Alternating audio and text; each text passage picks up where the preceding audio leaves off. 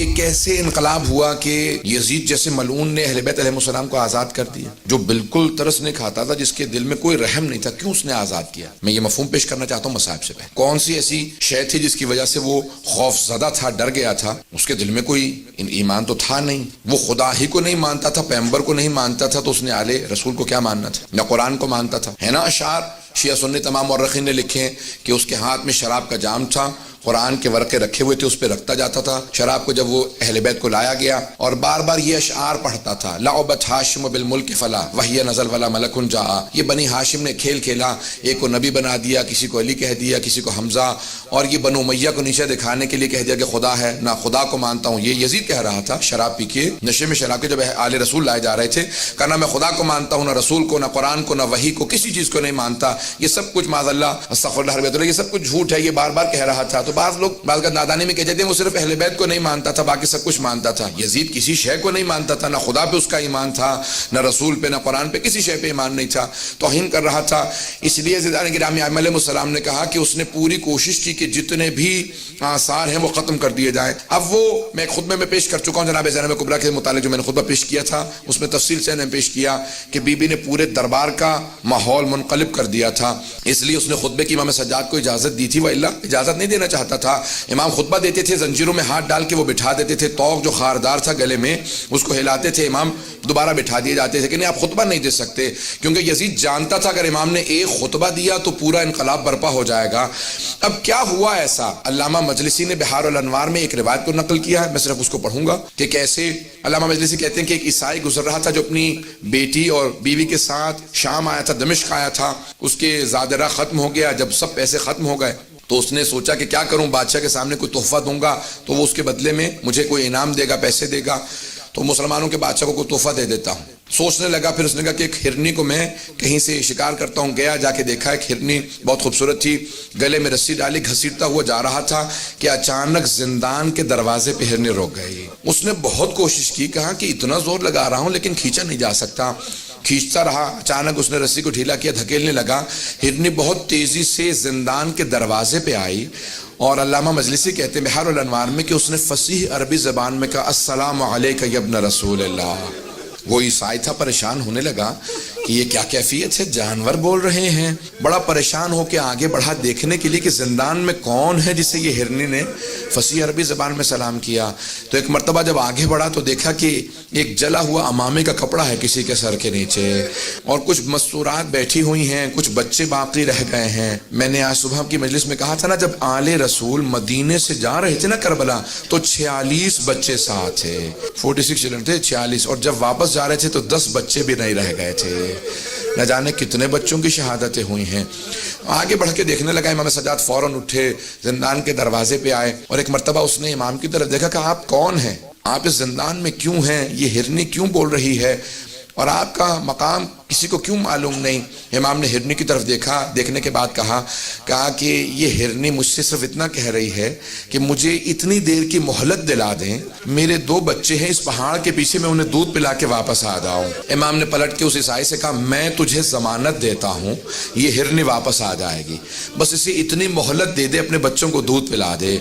اس نے فوراً اس ہرنی کو آزاد کر دیا، کہ میں نے آپ کی وجہ سے اسے آزاد کر دیا، یہ ہرنی آپ سے مہلت مانگ رہی ہے، یہ آپ کو کیسے معلوم؟ امام نے کیسے آزاد کر دے، میں حجت خدا ہوں۔ کہا آپ کون ہیں؟ کہا تو نے مسلمانوں کے آخر نبی جو ہیں، نبی آخر زمان، ان کا نام سن رکھا ہے؟ کہا ہاں، محمد مصطفیٰ۔ کہا کہ ان کے 2 نواسے تھے، حسن و حسین، میں حسین کا بیٹا ہوں۔ اب وہ تڑپنے لگا، کہا یہ سارے مسلمان ہیں اس شہر کے اندر، اور ان میں سے کوئی بھی آپ کی حرمت کو نہیں جانتا، کوئی آپ کے مقام و عظمت کو نہیں سمجھتا۔ ایک مرتبہ اس نے گھروں پہ جانا شروع کیا، دروازوں پہ دستک دینا شروع کی، مسلمانوں باہر آ جاؤ، یہ تمہارے نبی کی ذریت ہے جو قید خانے میں، یہ آل نبی ہیں جو تمہارے قید خانوں میں ہیں۔ مسلمان باہر نکلتے، وہ ایک مرتبہ آ کے پوچھنے لگا یہ مستورات کون ہیں؟ کہ یہ نبی کی نواسیاں ہیں، یہ علی کی بیٹیاں ہیں۔ جب اس نے زیادہ شور مچایا تو یزید کے جو سپاہی تھے انہوں نے اس کو گرفتار کر لیا۔ علامہ مجلسی کہتے ہیں کہ انہوں نے اس کا سر قلم کیا، اسے مار دیا، اور جا کے مدینے سے، دمشق سے باہر اس کو پھینک دیا یا دفنا دیا قبر کے اندر۔ جب دفنا دیا تو اس کی بیٹی نے اور اس کی بیوی نے سنا کہ ہمارے شوہر کو کسی قیدی کی وجہ سے مار دیا گیا ہے۔ وہ فوراً تلاش کرتی ہوئی دمشق کے باہر اسی قید خانے کے سامنے کھڑی ہوئی، کہا کہ آپ کون ہیں؟ امام سجاد سمجھ گئے، کیا بات ہے؟ کہ ہمارا ایک ہی سہارا تھا وہ بھی آپ نے چھین لیا۔ امام نے ایک مرتبہ اعجاز سے زندان کے دروازے کھلے، کہا میرے ساتھ چل، اور امام اس مقام پہ پہنچے جہاں پہ قبر تھی، کہا پروردگارم میری مظلومیت کا واسطہ۔ ایک مرتبہ قبر کھلی، وہ باہر اٹھا، امام کی قدموں میں گرا، کہا میں آپ پہ ایمان لے کے آتا ہوں، میں گواہی دیتا ہوں آپ حجت خدا ہیں۔ امام نے کہا واپس چلا جا، تیری زوجہ اور تیری بیٹی بہت پریشان تھے۔ جب جانے لگے تو امام نے خاتون سے کہا کہ ہم سہارے چھینتے نہیں ہیں، ہم سہارے عطا کرتے ہیں۔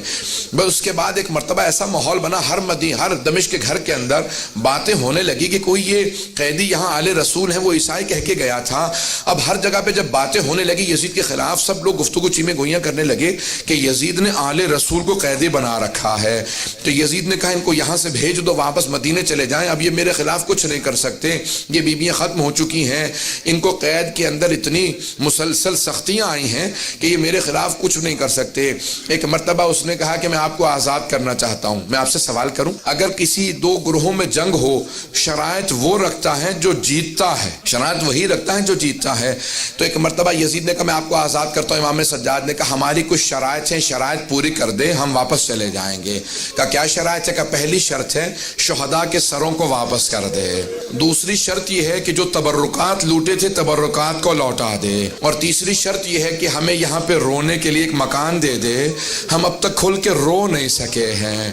بس بھئی آپ پہ اور مجھ پہ تو کوئی پابندی نہیں ہے، بیویوں کے گریے پہ بھی پابندی تھی۔ آج سنیں گے مصائب کو، بس بھی بس ایک چراغ رہنے دیجئے گا، اب سنیں گے مصائب کو، یہ چراغ بجھا دیے گئے تاکہ کوئی رونے میں حیا نہ کرے، کوئی رونے میں شرم نہ کرے، لیکن پھر بھی کچھ دیر بعد یہ چراغ جلا دیے جائیں گے، ہمیشہ تاریکی نہیں رہے گی۔ ایک 3.5 برس کی بچی تھی، وہ ہمیشہ یہی سوال کرتی تھی اماں دوبارہ کبھی چراغ بھی جلیں گے، کبھی روشنیاں بھی ہوں گی۔ ایک مرتبہ مکان دیا کہ آپ یہاں پہ گریہ کر سکتے ہیں، ساری بیویاں زمین پہ بیٹھی گریہ کر رہی تھی، روتی جاتی تھی، کوئی مصائب پڑھنے والا نہیں تھا۔ ایک بی بی آواز دیتی تھی واہ حسینہ، ساری بیویاں رونے لگتی تھی۔ جب خاموش ہوتی دوسری بیوی کہتی واہ عباسہ، پھر جب خاموش ہوتی کوئی بیوی کہتی واہ علی اکبرہ، پھر کوئی کہتی واہ علی اصغرہ، واہ قاسمہ۔ بس شہداء کے نام آتے تھے، مصائب ذہن میں آ جاتے تھے۔ کسی کا لاشا پامال ہوا ذہن میں آتا تھا، کسی کے چھوٹے سے لاشے کے گلے میں تیر لگنے کے مصائب ذہن میں آتے تھے۔